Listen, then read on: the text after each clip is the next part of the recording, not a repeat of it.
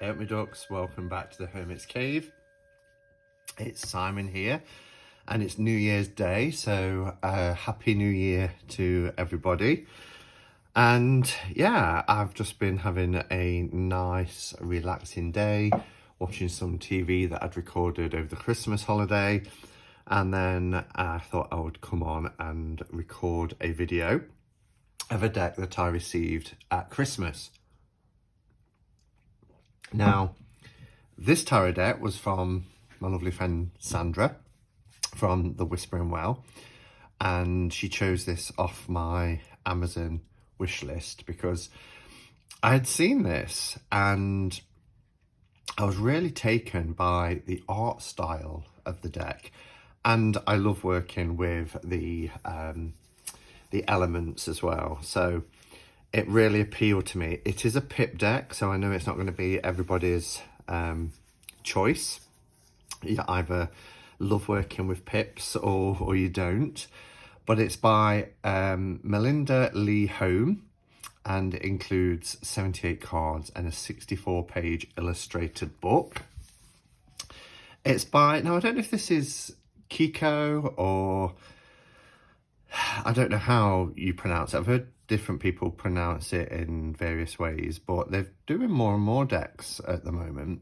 So I think they're going to be around for a while. And the most common sort of way I've heard it kind of said is Kiko. So we'll go with that. But it says, eliminating human figures entirely, the cards in the Elemental Power Tarot present scenes based on the 5 elements: fire, water, air, earth, and spirit, that invite the reader to step in and explore the card's divine wisdom. Rohan Daniel Eason's expressive illustrations hold a treasure trove of symbols that offer visual clues to the messages of the cards. I really like that they've credited the artist as well, particularly in bold type on the back, because on the front it shows the creator, the author, but I'm really pleased that they've emphasized the artist, the illustrator.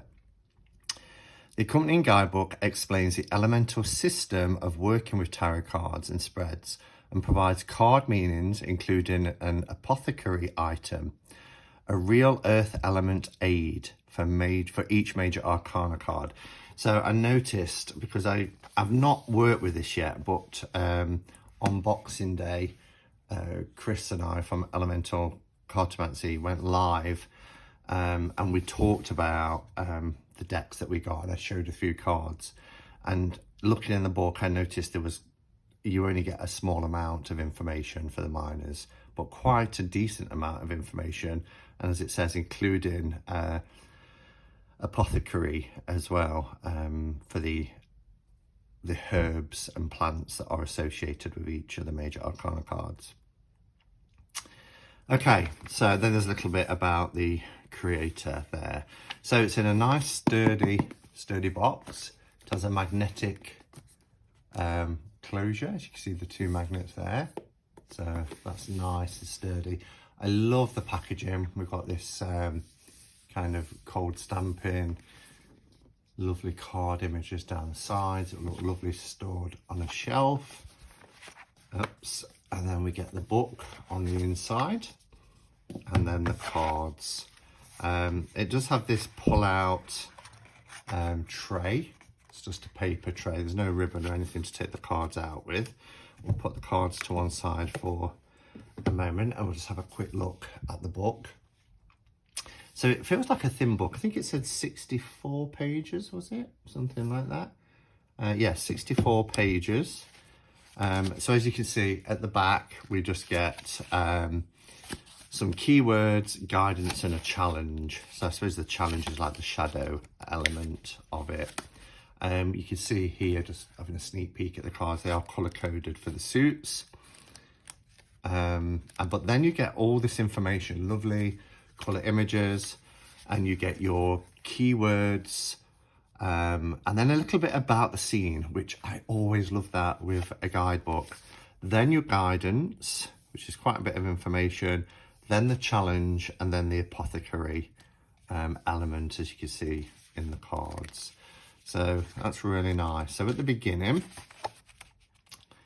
what do we get? So it's 2020 deck. Contents, so we get spreads. So it looks like we've got 3 cards, the Quickie 8. The Quickie 8. 1, 2, 3. It looks like we've got 6 different spreads there, and then go straight into the cards. So we have an introduction here. You are embarking on a journey of a personal transformation. Within these pages, you will discover that the revolutionary power to create a life full of meaning, growth, and connection has lived within you all along. It is a common force shared by all humans, our elemental power. The Elemental Power Tarot is created to help you unearth and grow this universal power. So that's interesting. Then you've got how to use the deck. I love that we've got these little cutaways from the cards to represent each of the elements. So when you acquire, so this is telling you like a ritual that you can do, which is really, really useful, I think. And I like, particularly with a new deck, using the elements as part of that sort of breaking in and imbuing with my energies to be able to work with the deck. So when you acquire a new tarot deck or any other tool you plan to use for divine connection and guidance, divine connection, okay, depends how you term divine and what divine is for you. It's a good practice to give a proper welcome. My favourite way to do this is with a simple ritual inviting the energy of the elements to enter the object. You can revisit this ritual at any time you'd like to give the energy of your deck a little boost. Full moons are great for this. We've not long had a full moon. Unwrap the deck, place the cards on the table and follow these steps. So I'm not going to do the full ritual, but it sounds like it's pretty similar to what I do. So thank the divine, it says here, however you frame it, for joining you and guiding your work with the cards. Light incense or cleansing herbs. Well, I always have, as you know, some incense burning, and I have some burning in this little tray.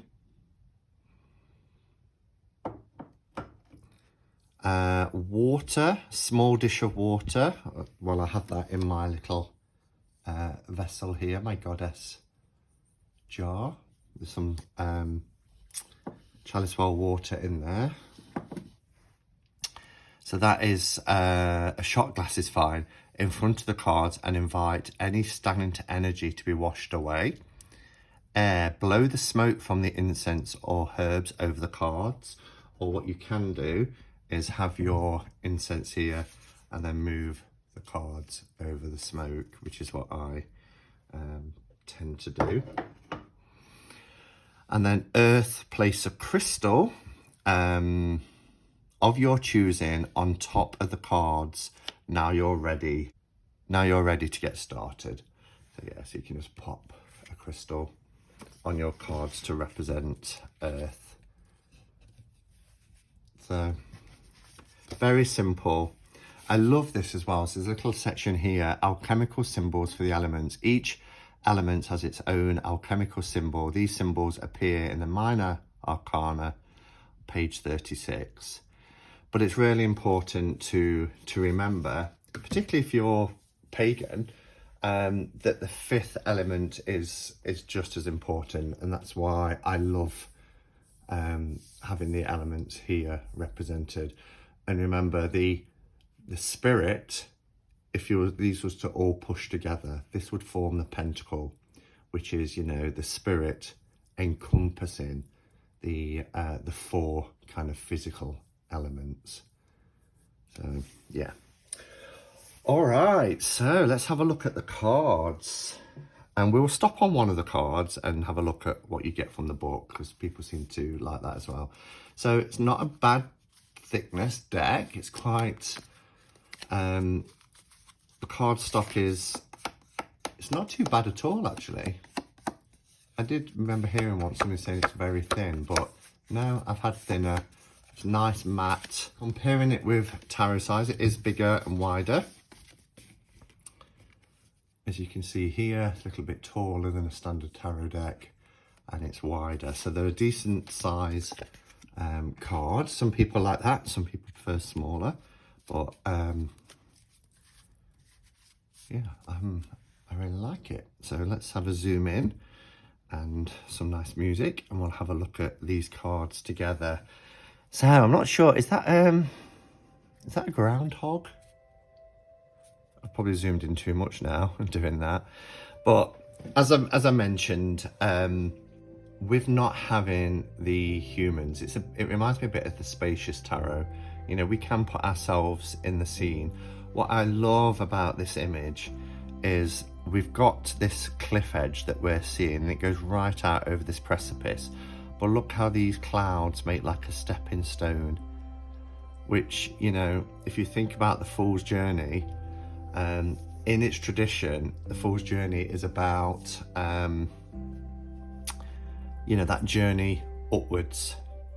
And that's why something like the Witch's Wisdom Tarot was reversing it and saying, actually, rather than, you know, elevating and going upwards towards some sort of heavenly reward, the Witch's Wisdom takes you downwards to connect with Gaia, with the earth.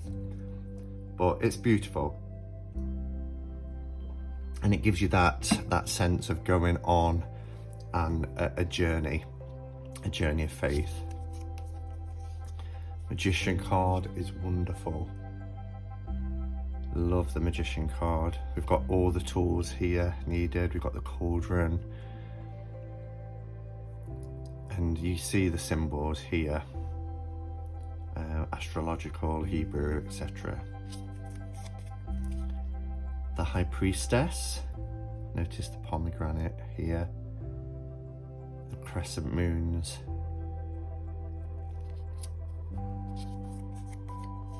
The Empress. I love this throne that's kind of made out of bamboo or twisted wood and branch, and it's very nature based. I love the I almost said origami. I know, I've forgotten what it's called now.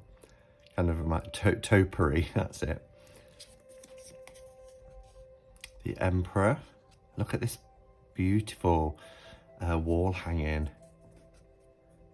But it's also in a very modern, here's his throne, very modern setting. Gorgeous Hierophant. This little shrine, the fox.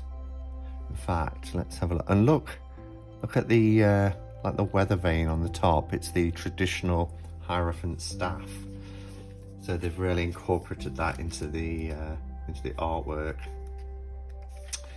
So we'll look at what the Hierophant has to say. So your divine nature is reaching out for guidance. Heed the call and step into the universal flow of wisdom. And then you get the depiction of the card, which, as I said, I really love it when that happens. A roadside shrine catches your attention and you stop to take it in. As you do, you noticed a vibration in your body that both calms and excites you, growing with each detail you observe. Nothing about the shrine, its location, or those who find it, including the gently purring cat. Oh, it's a cat, I thought it was a fox. Is an accident. You find yourself inducted into the continuum of divine knowledge. Oh, that's written beautifully. And then the rest I won't read. You know, there's the guidance there, the challenge, the apothecary. It says frankincense. Frankincense opens the energetic channel to spiritual growth. It is commonly found in incense or essential oil form. High-grade frankincense essential oil can be added to water and ingested. I never knew that. Don't think I would, but I never showed the design on the backs either. So here's the back, which is beautiful. I love these kind of almost like octopus tentacles. And then you can see the elements interlock in there. Gorgeous. So I think the artwork is really beautiful. It's almost like you can see the pen work, the lovers. That's interesting, isn't it? We get the two contrasting even through the picture. Look, black chair, black table, white chair, white table, different wallpaper designs, opposites coming together. The chariot, it's parked up amongst these flowers. That's beautiful. Strength is gorgeous. Wow. The Hermit. I love this card. And I'm just going to read what they've written about this card, if that's okay. So here for the Hermit, deep in the forest, surrounded by ancient trees and well stocked with books and supplies, a tiny haven awaits. Your only responsibility here is to care for yourself and expand your mind. You are working to grow your understanding of what is possible, breaking down boundaries and making connections between the past and the future. Wow. Beautiful. Wheel of Fortune. These little animals. Little fish jumping up out of the water. Now we have a fox.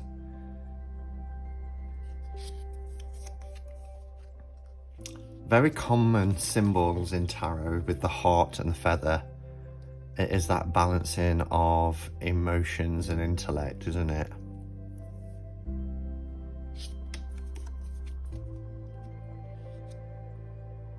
Hanged Man.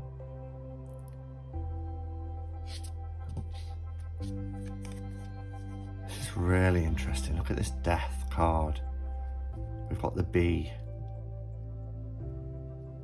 I think that's kind of a symbol of death and rebirth, you know, this sort of pollination. Let's have a look. A charred field lies before you, smoke still rising from smouldering debris. You try to make out what was once here, but it's impossible. A flag has been planted in the ground bearing a bee and crossbones, symbols of death and renewal. You notice that there are already green shoots pushing up to bring new life to this decimated landscape. And that apparently is black sesame. Kurugoma helps you to release unhealthy energies and prospects from future attachments. Seeds can be sprinkled over dishes or ground into paste. It is excellent in savoury and sweet recipes. Temperance. Devil. So it's hard sometimes to see what's going on there. A heavy thicket of thorns blocks your way. A pile of gold glistens a short distance away, but you cannot reach it, or rather you choose not to, because the potential pain of crawling through the thorns outweighs the pleasure of reaching your treasure. Unsure how to proceed, you sit and gaze lovingly at something you believe is unattainable. Wow, that's powerful.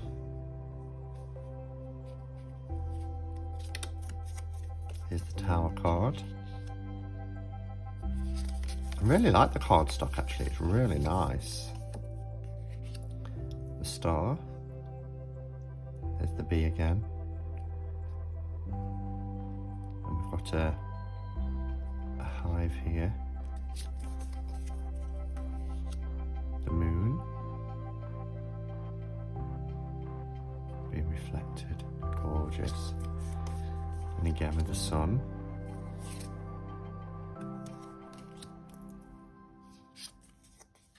Judgment. All this, look, buried underground. About to be dug up and unearthed. Secrets revealed. We have the world. So that's the majors, and then I will show you the minors, but I don't really need to say too much because, as I mentioned, they are pip, but they're beautiful. They are beautiful. Here we have our Ace of Cups. I love that the heart is represented there, showing the association with emotions. Of course, this is elemental power, so it's talking about the water element, and we get this swirling water, and the cups obviously build up in number because it is a pip deck. We just get here now the elemental symbol, I should say, for water, and the number, so in Roman numeral.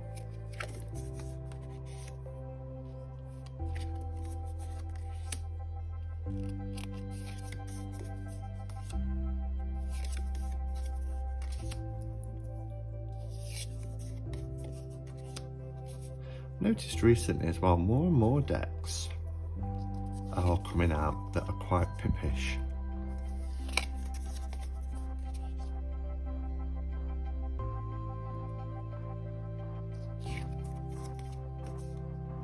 That's quite hard to tell that these are courts, aren't they?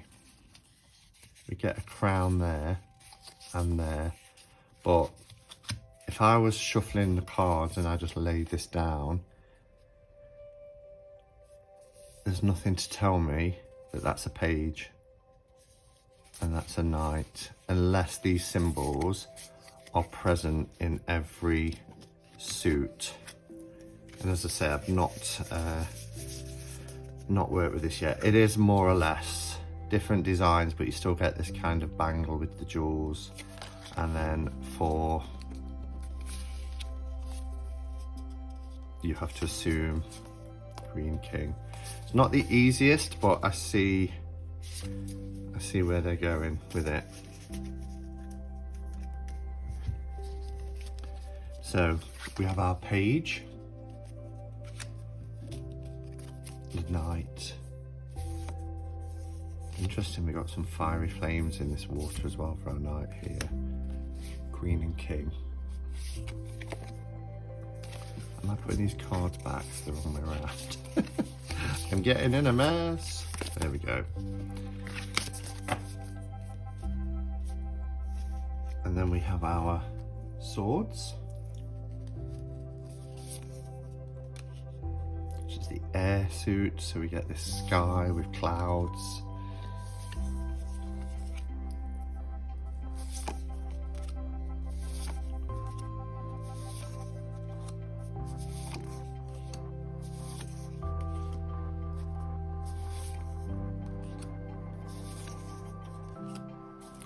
Here we have our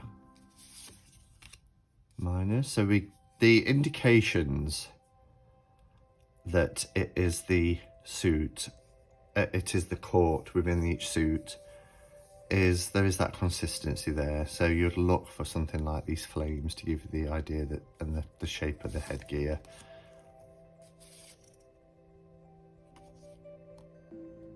I suppose this is the feminine crown. Not really, but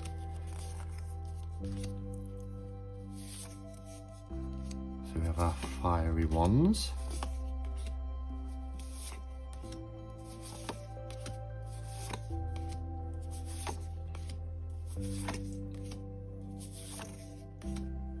Remember, in the book we just get the upright and the reverse meaning. So this now is the page. Harder because there's fire in all the suits now. But that's hard to tell the difference between king and queen, come on. I'm not quite sure why there isn't another symbol in here just to help you out. I think this is beautiful. This Ace of Pentacles is really gorgeous. And we have the earthy tones here.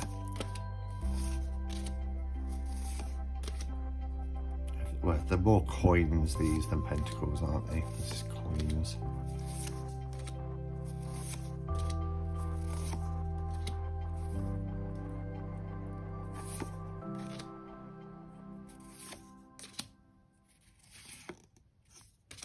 And there you have it. So that's the Elemental Power Tarot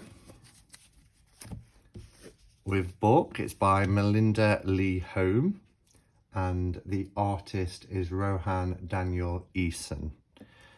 So let me know your thoughts. I like it. I think the artwork is beautiful. Some of the cards are just stunning, absolutely beautiful.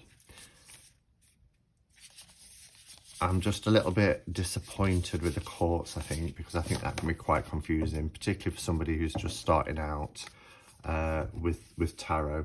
And this is quite easy to get. You know, it's not too expensive. It's on Amazon, so people will probably pick this up, and it could be people's first deck. But yeah, thank you for watching, everybody. Until next time, go in peace.